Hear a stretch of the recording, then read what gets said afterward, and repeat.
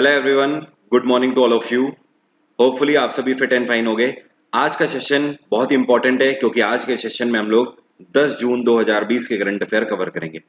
Video को बहुत ध्यान से देखिएगा और आखिर तक देखिएगा क्योंकि सभी क्वेश्चन इंपॉर्टेंट है, करंट अफेयर के भी और स्टैटिक जीके के भी। पहला क्वेश्चन है, recently government of India has inaugurated the 18th bench of central administrative tribunal for the union territories of which. Question का मतलब यह है कि अभी हाल ही में भारत सरकार के द्वारा 18वीं बेंच किसकी, सेंट्रल एडमिनिस्ट्रेटिव ट्रिब्यूनल की उद्घाटन करी गई। कहां पर? तो सेंट्रल एडमिनिस्ट्रेटिव ट्रिब्यूनल की 18th बेंच का इनॉग्रेशन किया गया लद्दाख एंड जम्मू कश्मीर में। बाय द वे आपको बता दूं, ये जो सेंट्रल एडमिनिस्ट्रेटिव ट्रिब्यूनल है ये एक विभाग है जिसकी स्थापना कॉन्स्टिट्यूशन के आर्टिकल 323 के आधार पर करी गई है। अब ये जो सेंट्रल एडमिनिस्ट्रेटिव ट्रिब्यूनल है इसका काम क्या होता है? इसका काम होता है जितने भी आपके कॉन्स्टिट्यूशनल बॉडीज के एग्जाम हैं, जैसे कि यूपीएससी हो गया, स्टेट पीएससी हो गया, जितने भी रिक्रूटमेंट प्रोसेसेस हैं, एनडीए हो गया, सीडीएस हो गया, इन सब से रिलेटेड अगर कोई कंप्लेन है तो कंप्लेन की सुनवाई कौन करता है? सेंट्रल एडमिनिस्ट्रेटिव ट्रिब्यूनल करता है। अल्टीमेटली एक लाइन में आप ये बोल सकते हो कि रिक्रूटमेंट से रिलेटेड जितनी भी शिकायतें हैं उन सारी शिकायतों का समाधान करता है सेंट्रल एडमिनिस्ट्रेटिव ट्रिब्यूनल। और आपको पता ही है कि 5 अगस्त 2019 को लद्दाख और जम्मू कश्मीर को बाइफरकेट कर दिया गया था। तो लद्दाख एक अलग यूटी बन चुकी है, जम्मू कश्मीर भी एक अलग यूटी बन चुकी है। तो अभी लद्दाख में गवर्नर हैं राधा कृष्ण माथुर और जम्मू कश्मीर में गवर्नर हैं गिरीश चंद्र मुर्मू। तो लद्दाख और जम्मू में इसकी स्थापना अभी तक नहीं हुई थी, इस वजह से सेंट्रल एडमिनिस्ट्रेटिव ट्रिब्यूनल का अभी हाल ही में यहाँ पर उद्घाटन किया गया। सेंट्रल एडमिनिस्ट्रेटिव ट्रिब्यूनल के चेयरपर्सन कौन है? ये चेयरपर्सन है एल नरसिम्हा रेड्डी। क्या नाम है? एल नरसिम्हा रेड्डी। ये इंपॉर्टेंट है, ध्यान रखिएगा। इनके चेयरपर्सन ध्यान रखिए और सेंट्रल एडमिनिस्ट्रेटिव ट्रिब्यूनल के लिए आर्टिकल 323 होता है, ये भी ध्यान रखिए। और जम्मू कश्मीर और लद्दाख यहाँ पर इसको गठित किया गया है, इतना भी ध्यान रखिए। अगला क्वेश्चन है, recently who launched Covid beep, the first psychological parameter monitoring system for covid patients. Corona virus के पेशेंट्स की दिमागी स्थिति का पता लगाने के लिए कोविड बीप नाम की एक डिवाइस को लॉन्च किया गया है, किसके द्वारा? तो आपको ध्यान रखना है, ये हैं Jitendra Singh, member of parliament है लोकसभा के। इनकी कॉन्स्टिट्यूएंसी क्या है? इनकी कॉन्स्टिट्यूएंसी है उधमपुर। उधमपुर कहां पड़ता है? ये पड़ता है जम्मू कश्मीर में। तो जम्मू कश्मीर से मेंबर ऑफ पार्लियामेंट है ये लोकसभा से। साल 2014 से एमपी हैं ये। जब से नरेंद्र मोदी की सरकार आई है तब से ये अभी तक पहली बार भी जीते थे और इस बार भी अपनी कॉन्स्टिट्यूएंसी से जीते हैं। जितेंद्र सिंह के द्वारा कोविड बीप को लॉन्च किया गया जो कि कोविड-19 के पेशेंट्स की दिमागी स्थिति का पता करेंगे। Recently which rank did India got in environment performance index 2020? आपसे कह रहा है अभी हाल ही में एनवायरमेंट परफॉर्मेंस इंडेक्स 2020 को लॉन्च किया गया। भारत ने कौन सी रैंक सिक्योर करी है? भारत ने इसमें 168वीं रैंक सिक्योर करी है। एक चीज यहां पर ध्यान रखें, इस बार जो एनवायरमेंट परफॉर्मेंस इंडेक्स 2020 लॉन्च किया गया है ये इसका कौन सा एडिशन है? ये इसका 12वां संस्करण है। पहली चीज तो ये ध्यान रखें। दूसरी चीज आपको ये ध्यान रखनी है, 168वीं रैंक साल 2020 के इंडेक्स में भारत ने प्राप्त करी है। साल 2019 में कितनी रैंक प्राप्त करी थी? साल 2019 में 177वीं रैंक प्राप्त करी थी। तो भारत करीब 10 पायदान ऊपर आ गया, 11 पायदान ऊपर आ गया है इस बार। तो भारत में एनवायरमेंट परफॉर्मेंस की स्थिति जो है वो पहले से बेहतर हुई है एक साल में। जाहिर सी बात है इसमें सबसे ज्यादा श्रेय कोविड के लॉकडाउन के तहत जाता है क्योंकि कोरोना वायरस के लॉकडाउन की वजह से पूरे विश्व में ही एनवायरमेंट परफॉर्मेंस बेहतर हुई है और ओजोन लेयर भी इसके कारण काफी रिकवर हो गई है। यहाँ पर एक चीज आपको और बता दूं, ये जो एनवायरमेंट परफॉर्मेंस इंडेक्स लॉन्च किया गया है ये किसके द्वारा लॉन्च किया गया है? ये लॉन्च किया गया है येल यूनिवर्सिटी के द्वारा। और येल यूनिवर्सिटी अमेरिकन यूनिवर्सिटी है और डेनमार्क ने इस लिस्ट में टॉप किया है। मतलब कहने का कि एनवायरमेंट सबसे बेहतरीन कहाँ का है? ये है डेनमार्क का। डेनमार्क की कैपिटल है कोपेनहेगन। कितने कंट्रीज की लिस्ट बनाई गई? इसमें 180 कंट्रीज को शामिल किया गया। तो 180 कंट्रीज में भारत की रैंक 168वीं है। अगर देखा जाए तो कुछ खास नहीं है, बहुत ही खराब स्थिति है। नेक्स्ट क्वेश्चन है, recently how much amount has been allocated by government of India for मनरेगा program 2020-21 which is highest since its launch. आपसे क्वेश्चन ये कह रहा है हिंदी में कि अभी हाल ही में भारत सरकार के द्वारा मनरेगा प्रोग्राम के लिए साल 2020 से 21 के लिए कितने रुपए आवंटित किए गए?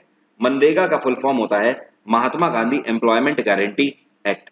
क्या बोलते हैं इसको? Mahatma Gandhi employment guarantee act. साल 2005 में इसको लॉन्च किया गया था, 2005 के एक्ट के तहत।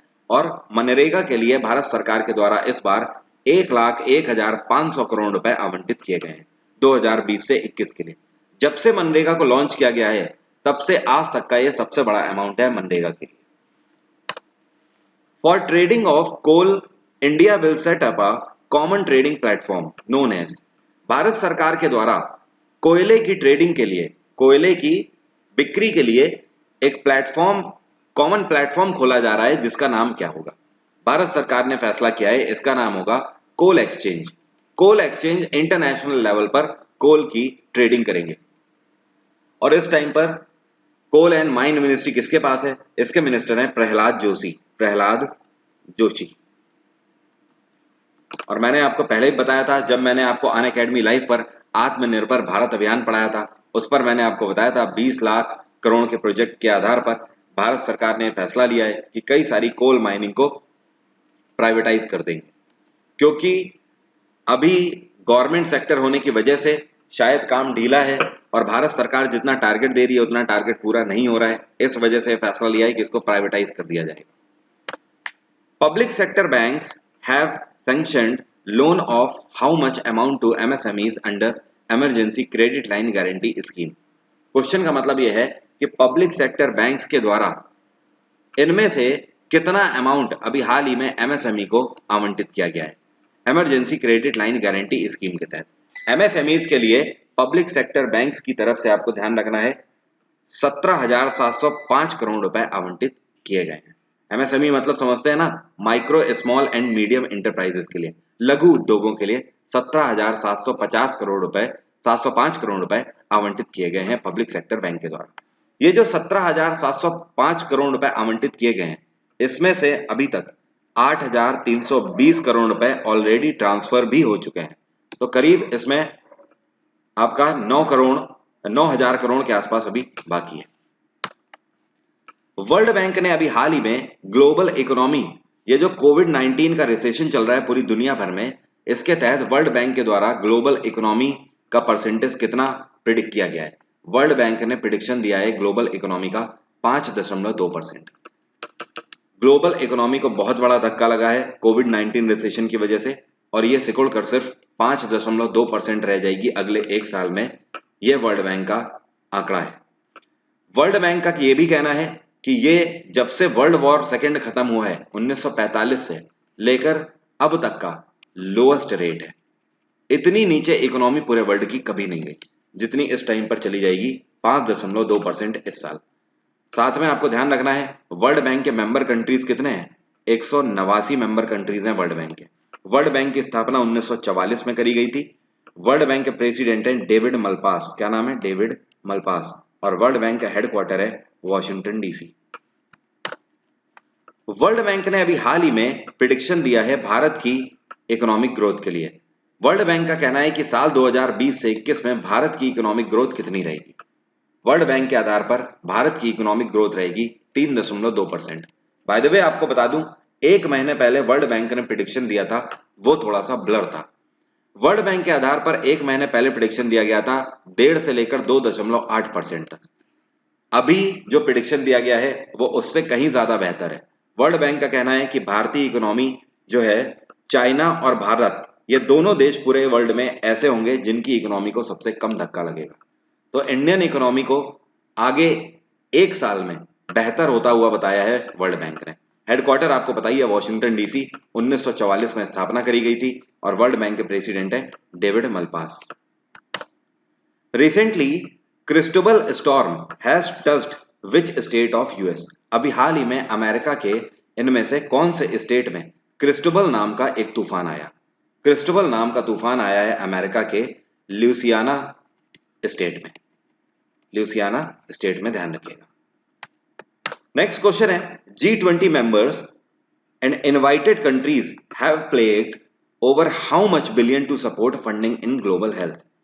पूरी दुनिया की कोविड-19 हेल्थ क्राइसिस में मदद करने के लिए अभी हाल ही में G20 मेंबर्स की तरफ से, G20 ग्रुप है ना, आपको पता है, तो G20 मेंबर्स ग्रुप की तरफ से कितने रुपए आवंटित किए गए हैं? G20 मेंबर्स ने पूरी दुनिया में ग्लोबल हेल्थ क्राइसिस के लिए वादा किया है 21 बिलियन डॉलर देने का। कितना? 21 बिलियन डॉलर। ध्यान रखिएगा, पूरे वर्ल्ड की मदद के लिए G20 आगे आया है और 21 बिलियन डॉलर इन्होंने इकट्ठे किए हैं, जो कि ये आगे चलकर देंगे, ये इन्होंने दावा किया है अभी हाल ही में G20 की मीटिंग में। इस टाइम पर G20 के चेयरपर्सन कौन है? G20 के चेयरपर्सन है सलमान बिन अब्दुल्लाजीज। कौन है? सलमान बिन अब्दुल्लाजीज। G20 का हेडक्वार्टर है कैनकन। कैनकन कहां पड़ता है? मैक्सिको में पड़ता है। G20 में 23 कंट्री हैं, 23 कंट्रीज का ये ग्रुप है और इसकी स्थापना साल 2003 में करी गई थी। तो G20 के द्वारा 21 बिलियन डॉलर देने का वादा किया गया। We have observed death anniversary of Birsa Munda on Wasted। Birsa Munda की डेथ एनिवर्सरी अभी हाल ही में ऑब्जर्व करी गई पूरे भारत में। किस दिन? बिरसा मुंडा का देहांत हुआ था 9 जून 1900 को। इनका जन्म कब हुआ था? इनका जन्म हुआ था 15 नवंबर 1875 में। इनका जन्म हुआ था रांची में। ये झारखंड के रहने वाले थे, आदिवासी कम्युनिटी से बिलोंग करते थे। आप सभी को पता है, जब मैंने आपको स्टैटिक जीके में लिखाया भी हुआ है ट्राइबल कम्युनिटीज में, वहां पर मैंने आपको लिखाया हुआ है कि मुंडा ट्राइब कहाँ की है? मुंडा ट्राइब झारखंड की ट्राइब है। तो झारखंड की आदिवासी ग्रुप से बिलोंग करते थे मुंडा। इनका नाम था बिरसा मुंडा और इनके ऊपर ब्रिटिश हुकूमत की तरफ से इल्जाम लगाया गया था कि इन्होंने भारत की आजादी के लिए आदिवासियों को भड़काया था। इस इल्जाम की वजह से ब्रिटिश हुकूमत के द्वारा इनको 2 साल की कैद करा दी गई थी 1898 में।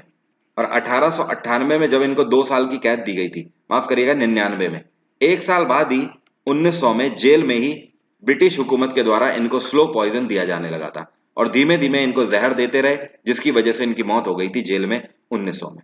तो बिरसा मुंडा जिन्होंने देश के लिए अपनी जान दे दी, भारत के क्रांतिकारियों में से एक थे, इनको सभी का सलाम। और अभी हाल ही में इनकी डेथ एनिवर्सरी ऑब्जर्व करी गई 9 जून को, कल के दिन।